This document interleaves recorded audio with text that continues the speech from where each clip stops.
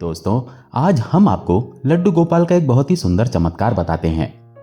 बहुत से भक्त लड्डू गोपाल जी की सेवा करना चाहते हैं, लेकिन किसी न किसी वजह से कर नहीं पाते।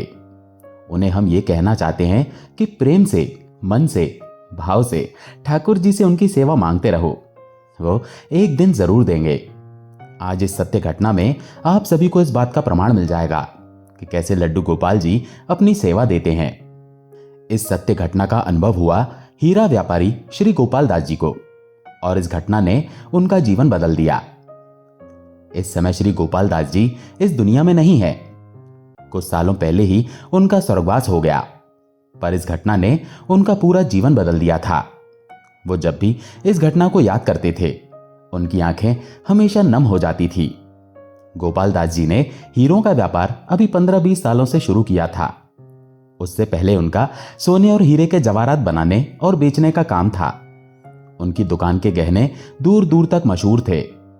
लोग दूसरे शहरों से भी उनकी दुकान से गहने लेने और बनवाने आते थे, क्योंकि गुजरात के एक से एक उम्दा कारीगर सिर्फ उनके पास ही काम करते थे। उनकी दुकान के गहनों में बहुत ही सुंदर मीनाकारी होती थी, जो कहीं नहीं मिलती थी। उनकी दुकान के गहने जो देख ले बस देखता ही रह जाता था। गोपाल दास जी कृष्ण प्रेमी और बहुत शांत और सरल स्वभाव वाले व्यक्ति थे। उनका पारिवारिक जीवन भी वैसा ही था। उनके मां बाबूजी तो बहुत समय पहले ही परलोक सिधार चुके थे। उनके परिवार में उनकी सुशील सुंदर पत्नी और 2 आज्ञाकारी पुत्र थे। यही उनका संसार था। श्री द्वारकाधीश जी के वो बड़े भक्त थे। एक दिन उनका एक मित्र अपनी पत्नी के साथ उनकी दुकान पर आया। उसे देखकर गोपाल दास जी बहुत खुश हो गए। उन्होंने खड़े होकर अपने मित्र का स्वागत भी किया।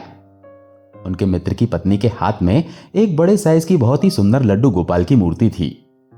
गोपाल जी उनकी गोद में बैठे हुए छोटे बच्चे के जैसे लग रहे थे। वो इतने सुंदर लग रहे थे कि अभी बोल पड़ेंगे। मुस्कान ऐसी कि चेहरे से नजर ही नहीं हट रही थी। गोपाल दास जी उन्हें अपने साथ दुकान के अंदर लेकर गए, वहां बिठाया और हालचाल पूछा तो उनका मित्र बोला, अभी हम सीधा वृंदावन से बिहारी जी के दर्शन करके वापस ही लौट रहे हैं। रास्ते में तुम्हारी बातचीत हो रही थी, तुम्हारी चर्चा चल रही थी, तुम्हारी याद आ गई, इसलिए सोचा चलो रास्ते में तुमसे मिलते हुए चलते हैं, प्रसाद भी दे देंगे। अब ये सुनकर गोपाल दास जी तो बहुत खुश हुए, क्योंकि उनको बिहारी जी का प्रसाद जो मिल रहा था। वो अपने मित्र से बोले, यार ये गोपाल जी तो बहुत सुंदर हैं, पर तुम्हारे घर में तो भाभी जी पहले से गोपाल जी की सेवा कर रही है ना, फिर ये दूसरे किस लिए? तो उनके मित्र बोले, भैया इनके मिलने की कहानी सुनोगे तो आश्चर्य में पड़ जाओगे। हमारे घर में गोपाल जी हैं, जिन्हें हम अपनी माता जी के पास छोड़कर वृंदावन गए थे। हम बिहारी जी के मंदिर के पास ही गोस्वामी जी के आश्रम में रुके हुए थे। हम पहले बिहारी जी गए, वहां प्रसाद लिया और तब हमें ये दिखे। जब हमने इन्हें देखा तो ऐसा लगा जैसे ये कह रहे थे कि मुझे अपने साथ ले चलो, पर हमने यही सोचा कि गोपाल जी तो घर पर पहले से हैं, इसलिए हमने इन्हें नहीं लिया। 3 दिन हम वहां रुके और ये हमें रोज दिखते थे, और हर बार यही लगता था जैसे कह रहे हों कि मुझे साथ ले चलो, पर हम यही सोचते थे कि गोपाल जी तो घर पर हैं ही, दूसरे का क्या करेंगे। जिस दिन शाम की वापसी की टिकट थी, उस दिन भी हमने सुबह इन्हें देखा, और हमें फिर ऐसा ही लग रहा था जैसे ये कह रहे हैं मेरे बिना वृंदावन से जा नहीं पाओगे। हमने फिर इनकी बात अनसुनी की, सबके लिए प्रसाद खरीदा और वापसी की तैयारी कर ली। शाम की वापसी की टिकट थी। समय से हम स्टेशन पहुंच गए, लेकिन फिर भी ट्रेन निकल गई। हमारे पास कोई और रास्ता नहीं था, इसलिए हम अगले दिन की वापसी की टिकट लेकर वापस वृंदावन आ गए, क्योंकि मथुरा में तो हम क्या ही करते। और फिर हमारे मन में विचार था कि चलो एक बार और बिहारी जी के दर्शन कर लेंगे। जब हम वापस वृंदावन पहुंचे तो फिर से ये गोपाल जी हमें दिखे, और इस बार वो गुस्से में दिख रहे थे और बोल रहे थे कि साथ ले चलो वरना फिर से ट्रेन छूट जाएगी। और भैया मजे की बात सुनो, हम दोनों को हर बार एक सा ही एहसास हो रहा था, पर फिर भी हम इनकी बात अनसुनी कर रहे थे। आखिर में हमारी श्रीमती जी ने हमें अपने दिल का हाल बताया, और ये सुनकर मेरे रोंगटे खड़े हो गए, क्योंकि इनकी हर एक बात ऐसी थी जो मैंने खुद अनुभव की थी। इसलिए फिर विचार करके हमने इन्हें ले ही लिया। अब अपने मित्र की बात सुन के गोपाल दास जी तो बड़े ही प्रसन्न हो गए और बोले, जय हो जय हो। इनको जिसको भी अपनी सेवा देनी होती है, जिससे अपनी सेवा करवानी होती है, वो करवा भी लेते हैं।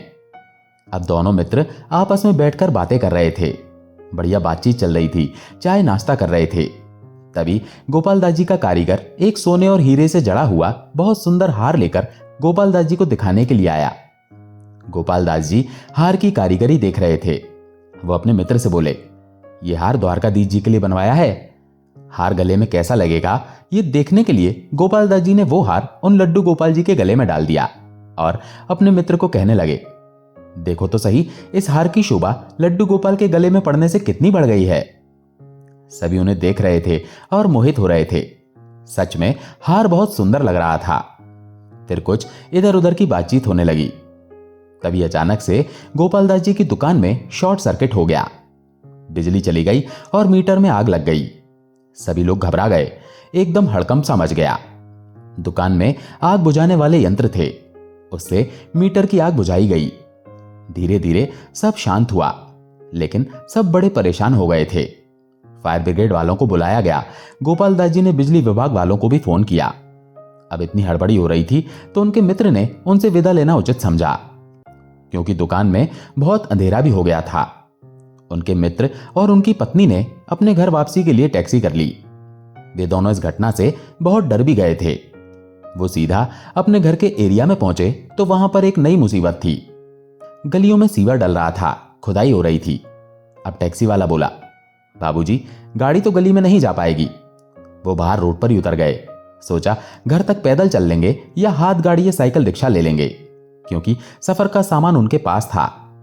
जब वो लोग टैक्सी से उतरे तो गलती से लड्डू गोपाल जी की जो टोकरी थी वो उसी टैक्सी में रह गई, क्योंकि उन्होंने टोकरी में गोपाल जी को बिठाकर फ्रंट सीट पर बिठा दिया था और वो दोनों पीछे बैठे हुए थे। अब जो टैक्सी वाला था वो एक गरीब आदमी था, उसका नाम हीरा था। जब उसने उस टोकरी को देखा तो उसको भी अपनी भूल का एहसास हुआ कि सवारी तो अपना कुछ सामान यहीं छोड़ गई है। वो वापस उसी जगह पर आया जहां उसने सवारी छोड़ी थी, पर वो लोग उसे नहीं मिले। उसने इधर उधर पूछा भी, पर किसी को कोई आइडिया नहीं था कि वो लोग कौन थे, क्योंकि वो लोग तो बाहर मेन रोड पर सड़क पर ही उतर गए थे और घर शायद अंदर किसी गली में था। हीरा ने यहां वहां गलियों में बहुत ढूंढा, पर उसे वो नहीं मिले। हीरा ने टोकरी खोलकर देखी तो उसमें लड्डू गोपाल जी थे। उसको कुछ समझ नहीं आ रहा था कि अब वो करे तो क्या करे। उसके पास कोई हल ही नहीं था। हीरा राजकोट का रहने वाला था और आज उसे अपने घर वापस जाना था। उसने सोचा कि अगर वो ये टोकरी पुलिस को दे देगा तो वो इसका कुछ भी नहीं करेंगे, कोई इसकी देखभाल नहीं करेगा। इसीलिए वो टोकरी लेकर अपने घर ही पहुंच गया। वहां उसकी पत्नी सुनीता थी। जब हीरा अपनी पत्नी से मिला और सुनीता ने हीरा के हाथ में टोकरी देखी तो पूछा, ये क्या है? हीरा ने टोकरी सुनीता को दे दी। सुनीता ने टोकरी खोली तो हैरानी रह गई। गोपाल जी को देखकर उसने बड़े प्रेम और श्रद्धा से गोपाल जी को टोकरी में से बाहर निकाला और जोर से बोली, आप आ गए, आप आ गए, आपने मुझे कितना इंतजार करवाया। हीरा सुनीता की बात सुनकर हैरान हो गया और बोला, ये क्या कह रही हो, इंतजार करवाया? तो उसकी पत्नी बोली, हाँ, मैं रोज कान्हा जी से प्रार्थना करती थी कि वो मुझे अपनी सेवा का मौका दें। हमारी शादी को 8 साल हो गए हैं, बच्चा तो उन्होंने दिया नहीं, कम से कम अपनी सेवा ही दे दो। और यही प्रार्थना मैं इनसे रोज करती थी और आज देख लो, इन्होंने मेरी कामना पूरी कर दी। सुनीता बहुत ज्यादा खुश थी। आज उसके गोपाल जी उनके घर जो आ गए थे, वो गोपाल जी को बड़े प्रेम से घर के मंदिर में लेकर गई। वहां उनका सिंहासन पहले से रखा था। सुनीता बोली, देखो, मुझे लगता ही था कि मेरे गोपाल जी आएंगे। मैंने तो उनके आने की सारी तैयारियां भी कर रखी थी। छोटी सी लुटिया में वो उनके लिए जल लेकर आई। बड़े प्रेम से उनका स्वागत किया। सुनीता का प्रेम उसकी आंखों से दिख रहा था और प्रेम शायद आंखों से बह भी रहा था। हीरा ये सब देखकर बहुत हैरान था। उसकी पत्नी तो जैसे बावरी सी हो गई थी। वो गोपाल जी से बातें कर रही थी, उन्हें कनुआ बुला रही थी। अरे कनुआ, मैया के पास आने में इतनी देर क्यों की? लल्ला, पर चल, अब तू आ ही गया है, यही बहुत है। पर अब कभी मुझसे दूर मत जाइयो। उसने अपने कनुआ के लिए बढ़िया भोजन भी बनाया और अपने हाथों से खिलाया। हीरा सुनीता की ये खुशी देखकर आश्चर्य में तो था, पर उसे बहुत अच्छा भी लग रहा था। अब इसे विधि का विधान ही कहेंगे कि लड्डू गोपाल जी वृंदावन से गोपाल दास जी के मित्र के पास आए। मित्र से गोपाल दास जी ने देखा और वहां से ये टैक्सी में कैसे चलकर सुनीता के पास आ गए। उधर गोपाल दास जी की दुकान पर जब सब सही हो गया, बिजली वगैरह सब आ गई, फिर उन्हें वो हार याद आया जो उन्होंने मित्र के लड्डू गोपाल जी को पहनाया था। अब उन्होंने उसी समय अपने मित्र को फोन किया तो मित्र ने गोपाल दास जी की दुकान में सही सलामती वगैरह का सब हालचाल पूछा। गोपाल दास जी ने बोला, हाँ भाई अब तो सब सही हो गया।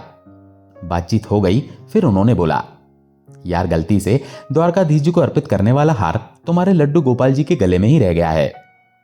तो उस समय उनके मित्र बोले, यार क्या बताऊं, वो माखन चोर और चित चोर हार सहित खुद ही चोरी हो गए हैं। मैं तो खुद इतना परेशान हूं। अब उनकी बात सुनकर गोपाल दास जी भी परेशान हो गए और सोचने लगे कि कीमती हार उनके गले में था, शायद इसी चक्कर में किसी ने लड्डू गोपाल जी को ही चुरा लिया। पर अब तो कुछ नहीं किया जा सकता था। पुलिस में रिपोर्ट करवाते भी तो क्या रिपोर्ट लिखवाते, टैक्सी का तो कोई नंबर वगैरह था ही नहीं। घबराहट और परेशानी में उन्होंने टैक्सी वाला जो था उसको भी ठीक से देखा नहीं था। अब ये बात तो वहीं खत्म हो गई। उधर हीरा और सुनीता दिन रात ठाकुर जी की सेवा करते। अब हीरा स्थायी तौर पर सुनीता के साथ राजकोट में ही रहने लग गया और वो ठाकुर जी की ऐसे सेवा करते, बिल्कुल अपने बेटे जैसे। सुनीता तो रात में उठ उठकर गोपाल जी को देखती, कहीं उन्हें कोई परेशानी तो नहीं है, कहीं उन्हें ठंड तो नहीं लग रही, रात में पानी तो नहीं पीना है। अब दोनों का जीवन कान्हा जी के आने से बहुत खुशहाल हो गया। ठाकुर जी की लीला कोई नहीं जानता, वो कब क्या कैसे करते हैं कोई नहीं समझ सकता। कैसे सुनीता की इच्छा पूरी करने के लिए वो खुद वृंदावन से आ गए, और वो भी दूसरे शहर से। वो कहते हैं ना, जैसे भगवान सेवा देना चाहते हैं उसके लिए वो कोई ना कोई जरिया बना देते हैं और दे ही देते हैं। भक्तों की समय समय पर परीक्षा भी लेते रहते हैं और शायद कुछ परीक्षा उन्हें गोपाल दास जी की भी लेनी थी। अब एक दिन गोपाल दास जी व्यापार के सिलसिले में राजकोट में आए। राजकोट स्टेशन पर जब उन्होंने टैक्सी ली तो संयोग से वो हीरा की टैक्सी थी। वो तो हीरा को पहचानते नहीं थे, ना ही हीरा उनको जानता था। उन्होंने पूरे दिन के लिए हीरा की टैक्सी बुक कर ली थी। अब हीरा जहां जहां उन्हें काम था वहां वहां ले जा रहा था। पर उस दिन बहुत तेज बारिश होने लग गई। वो वहां पहुंच ही नहीं पाए जहां उन्हें पहुंचना था। शहर में पिछले दिन से ही लगातार बारिश की वजह से बहुत जगह पानी भर चुका था। अब हीरा की टैक्सी में गोपाल दास जी फंस चुके थे। भयंकर जाम लगा हुआ था, चारों तरफ टैक्सी में बैठे बैठे ही सुबह से शाम हो गई थी। हीरा ने देखा कि गोपाल दास जी इतना परेशान हो रहे हैं तो उसने गोपाल दास जी को बोला, बाबूजी मुझे लगता है बारिश तो रुकने वाली नहीं है, सारे शहर में पानी भरा हुआ है, आप अपनी मंजिल तक नहीं पहुंच पाओगे और ना ही कहीं और रुक पाओगे। अगर आपको ठीक लगता है तो मेरा घर पास ही में है, अगर आप चाहो तो मेरे घर पर रुक सकते हो। अब दोस्तों देखो, ये कलयुग ऐसा है कि कोई अच्छी बात भी कहता है ना तो हमें समझ में नहीं आती। गोपाल दास जी के पास बहुत सारे सोने और हीरे के गहने वगैरह थे, पैसे वगैरह थे, और वो अनजान टैक्सी वाले के साथ जाने के लिए झिझक रहे थे, बहुत घबरा रहे थे। वो बोले, ना भैया ना, तू मुझे होटल ही छोड़ दे। तो हीरा बोला, बाबूजी आपका होटल शहर के बीच में है और इस समय हम शहर के बॉर्डर पर हैं। चारों तरफ भयंकर पानी भरा हुआ है, जाम लगा हुआ है, मुझे नहीं लगता हम आपके होटल तक पहुंच सकते हैं। अब गोपाल दास जी के पास कोई और चारा तो था नहीं, इसीलिए वो हीरा के घर जाने के लिए ही मान गए। घर पहुंचते ही हीरा ने सुनीता को आवाज दी और कहा, देखो मेहमान घर में आए हैं। उनके घर में वैसे तो कोई आता ही नहीं था, तो इसलिए सुनीता भी थोड़ा सा आश्चर्यचकित हो गई। हीरा ने सुनीता को बोला, मेहमान के लिए बढ़िया खाना बनाओ। अब गोपाल दास जी घर के अंदर आए। उन्होंने देखा हीरा का घर बहुत छोटा था, लेकिन बहुत सुंदर ढंग से सजा हुआ था। घर महक रहा था। गोपाल दास जी ने सुनीता को बोला, आपने घर बहुत सुंदर सजा रखा है, आप कितने लोग रहते हो? तो सुनीता बोली, बस मैं, मेरे पति और हमारा बेटा कनवा, बस हम 3 ही जन हैं, छोटा सुखी परिवार है हमारा। तो गोपाल दास जी बोले, बाहर तो बड़ी तेज बारिश हो रही है, तो आपका बेटा कहां पर है? तो सुनीता बोली, आइए आपको अपने बेटे से मिलवाऊं। और ये कहकर वो गोपाल दास जी को मंदिर की तरफ ले गई। वहां गोपाल जी की तरफ इशारा करके बोली, ये हमारा बेटा कनवा है, बहुत नटखट है, बहुत तेज है। अब गोपाल दास जी ने उन गोपाल जी को देखते ही पहचान लिया कि ये तो वही गोपाल जी हैं जो उनके मित्र वृंदावन से लेकर आए थे, और गोपाल जी के गले में अभी भी सोने का हार पड़ा हुआ था। सुनीता की खुशी और चहक देखकर गोपाल दास जी ने उस समय कुछ भी कहना ठीक नहीं समझा। वो चुपचाप वापस आकर बैठ गए। सुनीता ने कनवा को भोग लगाने के बाद गोपाल दास जी को भोजन परोसा। भोजन सादा था पर बहुत ही स्वादिष्ट था। गोपाल दास जी ने आनंद से खाना खाया। गोपाल दास जी के खाना खाने के बाद हीरा और सुनीता ने भी खाना खा लिया। उसके बाद सुनीता रसोई संभालने में लग गई। कमरे में गोपाल दास जी हीरा के साथ बैठे हुए थे। उनके मन में बड़ी उधेड़-बुन चल रही थी। उन्हें हीरा चोर तो नहीं लग रहा था। अगर वो चोर होता तो हार कब का बेच चुका होता। तो यही सब बातें सोच रहे थे। फिर गोपाल दास जी ने हीरा को बोला, तुम्हारे गोपाल जी तो बहुत ही सुंदर हैं, तुम इन्हें कहां से लेकर आए हो? अब देखो, हीरा के मन में कोई छल कपट तो था नहीं, इसलिए उसने गोपाल दास जी को सारी बात सच सच बता दी। कैसे उसकी टैक्सी में कोई गोपाल जी को छोड़ गया था, कैसे गोपाल जी के आने से उसका भाग्य ही बदल गया। पूरी कहानी सुनकर गोपाल दास जी बड़े ही हैरान हो गए, क्योंकि उनके मित्र ने भी बताया था कि वृंदावन से कैसे ये गोपाल जी जबरदस्ती उनके साथ आए थे। गोपाल दास जी पूरी घटना को सोच सोचकर बड़ा हैरान थे। तब तक सुनीता भी अपना काम खत्म करके उनके पास आकर बैठ गई। थोड़ी देर बाद गोपाल दास जी ने हीरा से कहा, क्या तुम जानते हो कि जो हार तुम्हारे गोपाल जी के गले में पड़ा हुआ है उसकी कीमत क्या है? अब यह सुनकर हीरा और सुनीता बोले, जो चीज हमारे लल्ला ने पहन ली उसका कोई मूल्य हम नहीं जानते, वो तो अनमोल है। तो गोपाल दास जी बोले, फिर भी मेरी पारखी नजर कहती है कि यह बड़ा कीमती हार है, कम से कम 5 लाख का तो होगा। तो सुनीता बोली, मेरे लल्ला के सामने किसी चीज का, किसी हार का कोई मोल ही नहीं है। मेरे कनवा ने उसे पहना है, इसलिए वो कीमती तो जरूर होगा। अगर मेरा कनवा उसे उतार दे तो ये बेमोल हो जाएगा, मिट्टी के दाम भी नहीं होंगे उसके। अब सुनीता की बात सुनकर गोपाल दास जी चुप हो गए। उन्होंने सोचा, ये हार बनवाया तो भगवान के लिए ही था। द्वारकाधीश जी ने ना सही, गोपाल जी ने धारण तो कर ही रखा है। रात को बारिश रुक गई। अगले दिन गोपाल दास जी चलने को तैयार हुए। तभी सुनीता बोली, पता नहीं कैसे पर कनवा का हार टूट गया है। अब यह सुनकर गोपाल दास जी और हीरा बड़े हैरान थे। कल रात तक तो सब सही था, फिर अचानक हार टूट कैसे गया? गोपाल दास जी ने हार देखा तो ऐसा लग रहा था जैसे किसी ने जबरदस्ती से खींचकर तोड़ा हो। गोपाल दास जी ने सोचा कि अगर मैं कहूंगा कि मैं हार ठीक करवा देता हूं तो इन्हें लगेगा कि भाई मेरी नीयत में कुछ खोट है, इसीलिए वो कुछ भी नहीं बोले, वो चुप रहे। हीरा ही बोला, कोई बात नहीं, हम कनवा के लिए दूसरा हार लाएंगे। फिर हीरा गोपाल दास जी को उनके होटल तक छोड़ने के लिए गया। होटल पहुंचकर गोपाल दास जी टैक्सी से उतरे और हीरा को जो टैक्सी का किराया, पैसे वगैरह थे वो दे दिए। वो हीरा को रात में अपने घर रुकने देने के लिए ज्यादा पैसे देना चाहते थे, पर हीरा ने साफ मना कर दिया। गोपाल दास जी हीरा की नेकी को देखकर पहले से ही बड़े खुश थे। उन्होंने उसे दिल से धन्यवाद दिया और अंदर जाने लगे। तभी हीरा ने उन्हें आवाज लगाई और बोला, बाबूजी, आपका एक कुछ सामान यहां रह गया है। गोपाल दास जी ने देखा उनके हाथ का जो छोटा बैग था वो गाड़ी में था। उन्होंने उसे ले लिया और हीरा चला गया। गोपाल दास जी होटल में अंदर आ गए। उन्होंने ऐसा महसूस किया कि उनके हाथ का बैग कुछ मोटा सा लग रहा है। गोपाल दास जी ने उसे खोलकर देखा तो उसमें 50,000 की 10 गड्डियां थीं। वो हैरान रह गए, ये गड्डी उनके बैग में कैसे आई? वो सभी बातों पर विचार करने लगे और अचानक उन्हें ऐसा लगा जैसे कान्हा जी ने ये पैसे उनके हार की कीमत के रूप में उन्हें दिए हैं। उनकी आंखों में आंसू आ गए। वो सोचने लगे, जब तक मैंने निश्चल भाव से ठाकुर जी को वो हार धारण करवाया हुआ था, तब तक उन्होंने पहना हुआ था। जैसे ही मैंने उनको पैसों का सुनाया, उन्होंने मेरा अभिमान तोड़ने के लिए ये पैसे मुझे दे दिए और हार भी निकाल दिया। गोपाल दास जी ठाकुर जी से क्षमा मांगने लगे, लेकिन अब क्या हो सकता था? गोपाल दास जी ने कमरे में आते ही अपने मित्र को फोन किया और सारी बात उन्हें बताई। उनके मित्र भी ठाकुर जी की लीला समझ गए और फोन पर ही दोनों मित्र रोने लगे। दोस्तों, हमारे अंदर ऐसे ही भाव होने चाहिए। उसमें अहंकार ना होकर विनम्रता होनी चाहिए। और याद रखिए, ठाकुर जी जैसा चाहते हैं होता वैसा ही है। हम तो सिर्फ निमित्त मात्र हैं। कौन ठाकुर जी को वृंदावन से लाया, किसके घर वो आकर विराजित हुए, ये सब ठाकुर जी की लीला है।